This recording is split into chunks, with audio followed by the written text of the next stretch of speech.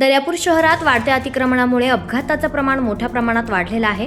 शहरातील मुख्य रस्त्यावर फुटपाथवर खाजगी व्यावसायिकांनी आपली दुकानं थाटली असल्यामुळे फुटपाथवरून चालणाऱ्या नागरिकांना याचा मोठा सामना करावा लागत आहे. यासह मुख्य रस्त्यावरील शाळा परिसर या रस्त्यांवरती अतिक्रमण केल्यामुळे अपघातात वाढ झालेली आहे. या गंभीर बाबींसंदर्भात नगरपालिका प्रशासनाकडे वारंवार तक्रारी सुद्धा प्राप्त झाल्या होत्या. सदर तक्रारींची दखल घेत आज दर्यापूर नगरपालिकेच्या वतीनं अतिक्रमण हटवा मोहीम सुरू करण्यात आली आहे.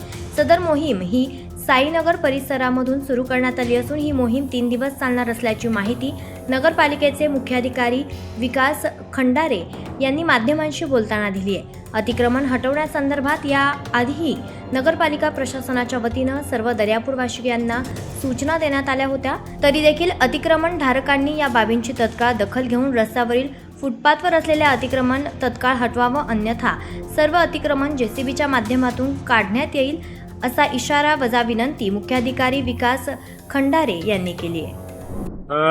मागे 2-1 महिन्यामध्ये आपल्याकडे इथं बस स्टँड चौकात शिवर रोड आणि 2 मोठे अपघात झाले होते. शहरातील एका नामांकित शाळेचे प्राचार्य अपघात जरी प्राथमिक रिझन असेल तरी त्या चौकात होणारी गर्दी आणि जे काही दुकानं समोर आल्यामुळे गाड्या जे काही समोर लागतात त्याच्यामुळे होणारं ट्रॅफिक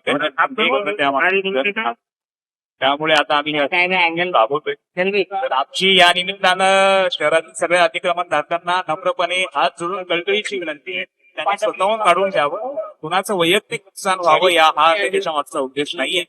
फक्त ट्रॅफिकसाठी, सगळ्या पादचाऱ्यांसाठी, सगळ्यांसाठी, लोकांसाठी रस्ता खुला असावा हे त्याच्या मागचं उद्देश आहे. आणि त्यासोबतच ही मोहीम 3 दिवस चालणार आहे. आज प्रमुख रस्ते आपण घेतलेले आहेत, त्यामुळे शहराच्या आतमध्ये आम्ही येणार आहे. ज्या ठिकाणी लोकांना जरी कल्पना असते की आपली जागा बंद आहे तरी लोक समोर सरकतात. त्याही बांधकामावर मक्के जरी असेल त्यावर हल्ला झाले.